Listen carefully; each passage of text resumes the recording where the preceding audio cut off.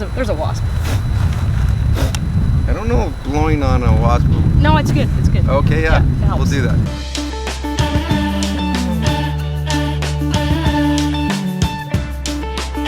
Your favorite character in Dragons Rising other than yourself? Ryu. Okay. I love Ryu, no question. Do you ship Aaron and Sora? No, I think that would be weird. He said the same. We're friends. We're best friends, you know, and I don't think it's one of those friendships that there's crossover. And you or can, should be. That's good because you can have a healthy male-female relationship. He's like a brother to me, you know, and so I think that's you can't ship that. No shipping that. How did you become a voice actor? It was not something that I ever thought was a job. Like I never thought about it growing up, you know. I just kind of what I loved to do as a kid was imitate things. I did that for Looney Tunes, The Simpsons, like all the shows that I was obsessed with as a kid. Mm-hmm. And apparently that was like my initial training growing up. You know, you mimic and you kind of take those voices and you turn them into something, you make them your own in a way. So I kind of did that for most of all of my life. And one day my husband said I should actually maybe try and give it a try for reals. And which is terrifying because it's like you really have to put yourself on the spot, on the line, and make an idiot of yourself sometimes, which I just wasn't prepared to do. I do that every day, but it's never in voice acting. Right, I have like a lot more pride than Brent, so it was hard for me. So but I said, you know what, fine. Like I like pushing myself, and I like being scared because I think that's a good, you know, trigger for growth, personal growth. I'm glad you did because she's really good. Oh, thank you. And I'm happy that you got that part. You're doing a good job. Awesome. Thank you. How did you become a film editor? I didn't even know this guy. She edits films, TV shows and stuff. I do. So that's actually what I went to school for. Not to be an editor specifically, but like I went to school to be a filmmaker, which everybody goes to film school thinking they're going to be a director or writer. But I ended up actually really loving the editing process. And so it was the first, like after graduation, it was the first job I got, well, second job I got out of after graduation, and I got some positive reinforcement, and it just appealed to kind of my nitpicky sort of super hyper focused intensity side, and it worked out, and I kept getting, you know, the next job and the next job. And so you're freelance editor. I'm a freelancer. So yeah, you sit at home a lot editing, and then you get to go and play in the studio also.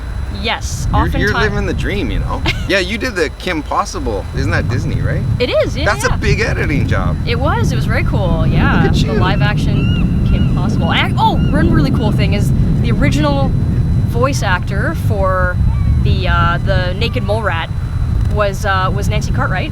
Yeah. Who voices Bart Simpson. Yeah, and they brought her back for the movie. Yeah. So I got to like edit Nancy Cartwright's voice, which was like, That's I cool. kind of fangirled over that a little bit. That's really cool. It was really cool. And now somebody watching this will one day fangirl over you. I don't know. An aspiring film editor will do your voice. That's how it works. Okay, all right. Yeah, you'll see. What was it like playing Stella in Lego Jurassic World? Did I do that? Wow.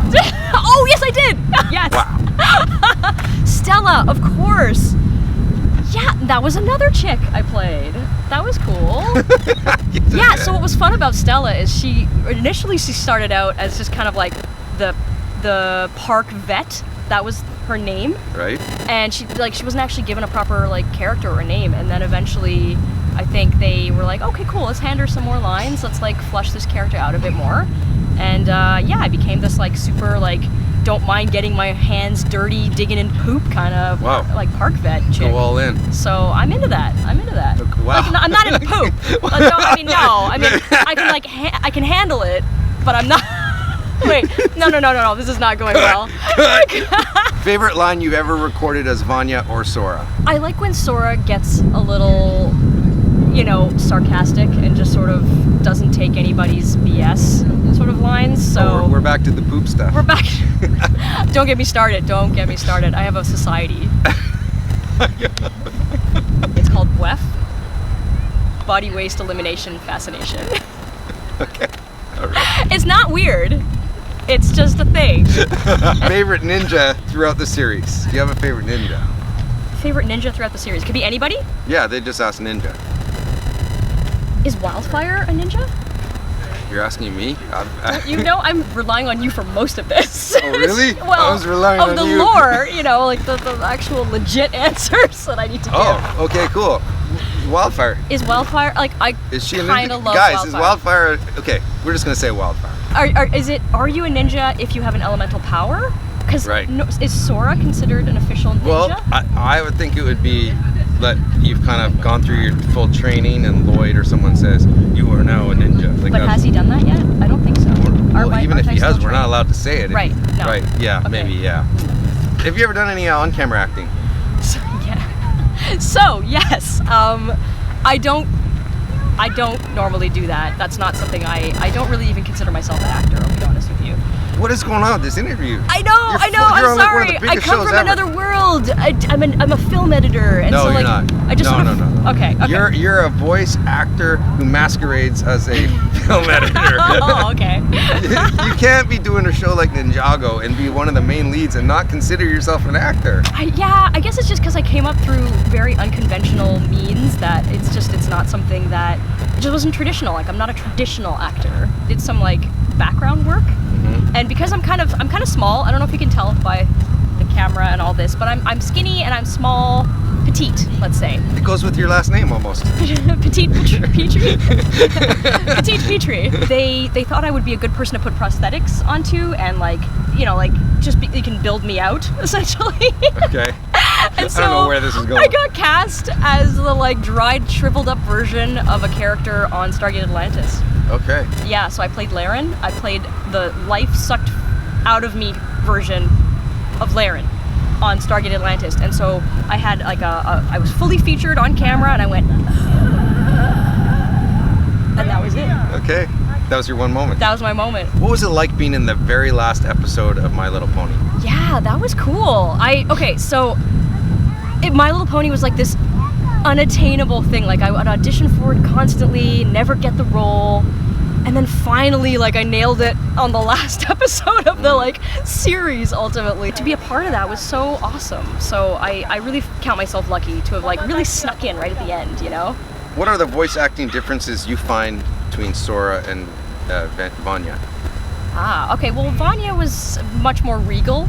You know, I think she grew up under a certain standard. You know, a very structured childhood, and so I think the way the way I did her voice was sort of more measured, more sort of upper class, should I say? Right. Yes, and Sora's gritty, she sort of had a very upsetting childhood, where her parents didn't really accept her, and so she kind of had to find her own way, and she's just, she's more of the people. Which one do you relate to more?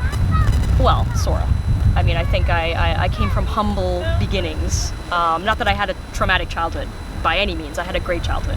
But I think it's more just, I think I was like a scrappy little kid, and I like to get my hands dirty and get into trouble. You like to throw poop at people and then light it on fire, light the poop on fire, and then throw it at launch people. it. Yes. Most challenging part of voicing Sora. It's hard not to go too cartoony, or it's not, she's such a grounded character, a real character, and so a lot of what I'd done in the past was sort of very spazzy boy characters, or just like so over the top performance wise that to bring yourself back down to a real place is you really have to think about it and take your time to get there. So yeah, I find keeping her in a realistic space as a person you would actually talk to and meet in real life. Did you feel any pressure? You got a main lead on a huge series. Did you feel pressure that the fans wouldn't accept you, your character? Yes, I think that was one of my biggest concerns, because I think it's hard, when you come into an established series as the new person, because it's like, who's that? Like, do we like them? I don't know. We don't know enough about them yet. Why are they even here? We want to see what we're used to. Those are all very valid reasons to not like a new character. So I was really hoping that I could make a good impression and have people love me and embrace the character so that I could stick around, because But you must have loved the reception. I've blown away, absolutely blown away. I don't know what I did to deserve it, but I thank you guys for any and all appreciation for what it is that I do. So again, go to the gram, follow her there, and tell her how much you love her performance. You'd appreciate that. I will respond 100%.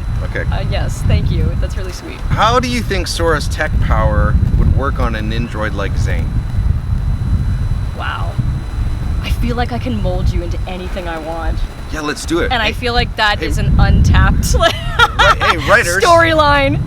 We could really we could have a branch off series of you doing that to me, and then you and me. Spin-off. We have a whole new. I only got a few episodes that was Zane episode called Rebooted. It was a season about Zane. Yes. So this could really be the future right here. What we're talking about. I think that'd be so cool. The adventures of. The adventures of no. Well, I was gonna say Zane and Sora, but I didn't want to put myself first. And then I thought Sora and Zane didn't sound as good. So then I was like, what do I say? I'm stuck. And we can't ship that either. No, that'd be. I'm already shipping with Pixel. Oh yeah, right. Okay, that's not even okay. I'm a Zixel. So, I'd be curious to know if anybody else has any suggestions on what that series should be called. Comment below. Ninjago or Beyblade? What? They're so different. Beyblade was like so zany. I could go kind of nuts with that show. Yes. You guys are always asking me to compare and choose. Jeez, Oh yeah, this is so hard. This is what they do. I would say Ninjago. Because. Do I have to give a reason? Because you get paid more on Ninjago. For both of us, what would Zane and Sora's favorite ice cream flavor be? Sora specifically. I feel like she's got the hot pink thing going on.